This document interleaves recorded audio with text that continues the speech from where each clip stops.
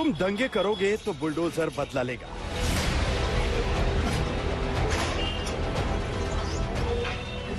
तुम पत्थर फेंकोगे तो घर तुम्हारा भी जद में आएगा।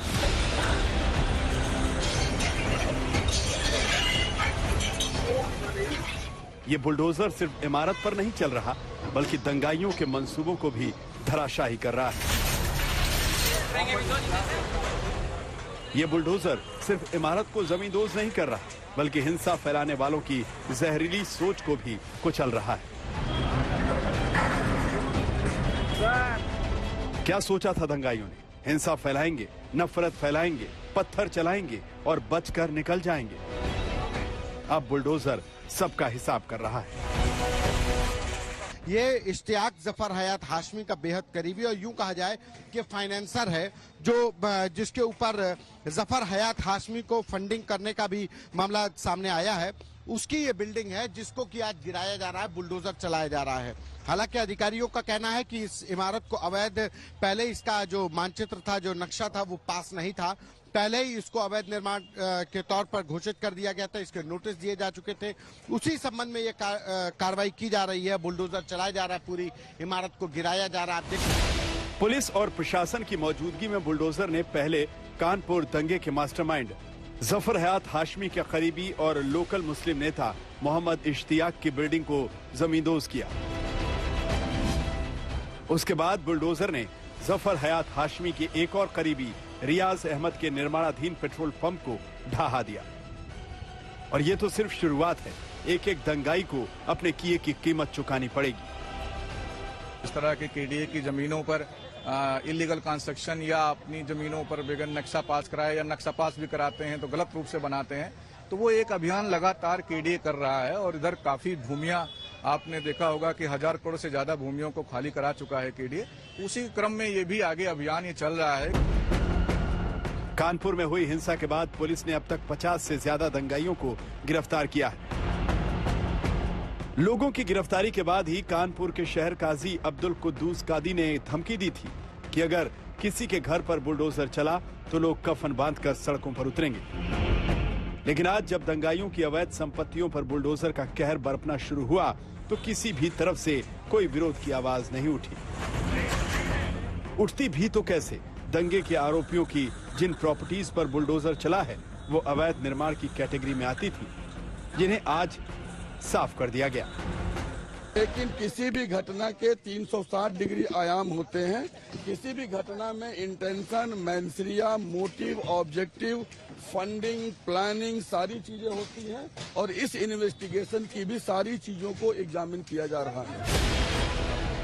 जिस बुलडोजर ने आज कानपुर के दंगों का हिसाब लिया है, वो बुलडोजर शुक्रवार को जुमे की नमाज के बाद शहर शहर हुए हिंसक प्रदर्शन के आरोपियों का भी हिसाब करेगा।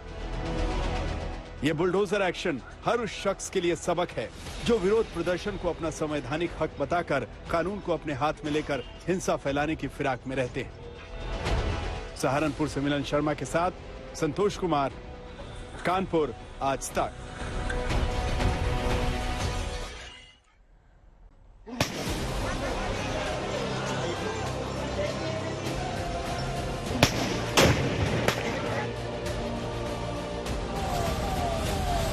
पिछले 2 दिनों से हावड़ा में यही तमाशा चल रहा है। तोड़फोड़, नारेबाजी, पत्थरबाजी, वो सब हो रहा है जो किसी शहर की शांति के लिए बड़ा खतरा होता है। हावड़ा में कल जुमे की नमाज के बाद जो हंगामा हुआ उसे संभालने में पुलिस के पसीने छूट गए थे।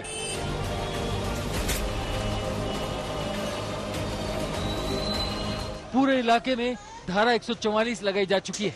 बावजूद इसके पांचला बाजार की इन तस्वीरों को देखिए। एक तरफ पत्थरबाजों की टोली तो दूसरी तरफ सुरक्षा बलों की मौजूदगी। एक तरफ हिंसा की आग में शहर को झोंकने वालों का झुंड तो दूसरी तरफ हालात को सामान्य बनाने की जिम्मेदारी उठाने वाले पुलिसकर्मी। बदन पर लुंगी, हाथ में पत्थर और दिमाग में हिंसात्मक सोच। हावड़ा से आई पत्थरबाजी की ये सबसे ताजा तस्वीर है। इलाके में शांति व्यवस्था बनाने के लिए पहुंचे पुलिसकर्मियों को पत्थरबाजों ने पहले धमकाया।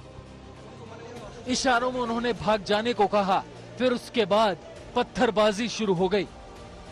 पांचला बाजार में मौजूद इन पत्थरबाजों ने पूरी ताकत लगाकर पत्थर फेंके, लेकिन उसके बाद जब पुलिस सख्त हुई तो भाग गए। आंसू गैस के गोलों ने उन्हें तितर बितर कर दिया। इस वक्त हावड़ा के पांचला में हम लोग हैं। सुबह से यहाँ पे एक राउंड झमेला हो चुका है। पुलिस ने मॉब को पीछे ढकेल दिया, लेकिन फिर से दोबारा अगर आप काला धुआं देख पाओ, मैं कैमरा पर्सन को रिक्वेस्ट करूंगा, वो पांचला बाजार का इलाका है जहाँ पे फिर से कहा जा रहा है कि वहाँ पे झमेला हुआ है, तोड़फोड़ हुई है और आगजनी भी सामने उभर कर आई है, ऐसा सुनने को मिल रहा है। पुलिस की मेगा डिप्लॉयमेंट है उस तरफ से, जो अभी फिलहाल यहाँ से उस स्पॉट की तरफ जाने के लिए तैयार है। कल तो हालात इतने खराब हो गए थे कि नेशनल हाईवे और रेलवे ट्रैक्स को भी जाम करने की कोशिश की गई थी, लेकिन आज राष्ट्रीय राजमार्गों पर बड़ी संख्या में सुरक्षा बल मौजूद हैं। इस वक्त हावड़ा के पांचला में है, पांचला मोड़ जगह है। कुछ ही देर पहले यहाँ पे पत्थरबाजी होती है। पुलिस बहुत ज्यादा डिप्लॉय करके यहाँ पे उसी गली जहाँ पे आप देख रहे हैं वहाँ से भीड़ को हटाती है। वहाँ पे बहुत बड़ा डिप्लॉयमेंट वहाँ पर भी है कॉम्बैट फोर्स का। यहाँ पे देखिए टायर जलाया गया है इसी जगह पे। यहाँ पे कल भी यहाँ पे प्रदर्शन हुआ था, आज भी हुआ था। टायर अभी तक जले हुए यहाँ पे दिखे जा रहे हैं। दूसरी तरफ अगर आप देखें वहाँ पर भी बहुत पुलिस की डिप्लॉयमेंट है। पुलिस इस पूरे जगह विषय को हल्के में नहीं ले रही है। सेक्शन 144 इम्पोज्ड है इस जगह पे। इंटरनेट की सुविधाएं भी जो है वो कल से ही कंप्लीटली शट डाउन कर दिया गया है। पांचला बाजार में हुई पत्थरबाजी में कई सुरक्षाकर्मी घायल हुए। हालात बिगड़े तो बड़ी संख्या में पुलिस कर्मियों की तैनाती हुई और पूरे बाजार में फ्लैग मार्च करके पत्थरबाजों को तलाशा गया। पत्थरबाजों ने कई दुकानों में आगजनी भी की। बड़ा हादसा ना हो जाए इसके लिए पुलिस कर्मियों ने आग बुझाने की बहुत कोशिश की, लेकिन उसके बावजूद कुछ दुकानों और घर में आग फैल गई। यहाँ पर जला दिया, सबको जला दिया, लोगों के ऊपर अत्याचार हो रहा है, लेकिन हमें अपने ही लोगों से मिलने के लिए रोका जा रहा है। हमारे ही पार्टी ऑफिस में हमको नहीं जाने दिया जा रहा है। सबको जला करके खत्म कर दिया है, लेकिन लॉ एंड ऑर्डर सिचुएशन तब पुलिस ने कुछ नहीं संभाला, कोई एक्शन नहीं लिया, एक भी आदमी को अरेस्ट नहीं किया। कल से यहाँ नंगा नाच हो रहा है। हावड़ा हिंसा में 70 लोगों को गिरफ्तार किया जा चुका है। पुलिस कुछ और पत्थरबाजों पर शिकंजा कसने की तैयारी कर रही है। हालांकि स्थिति अभी भी नाजुक बनी हुई है।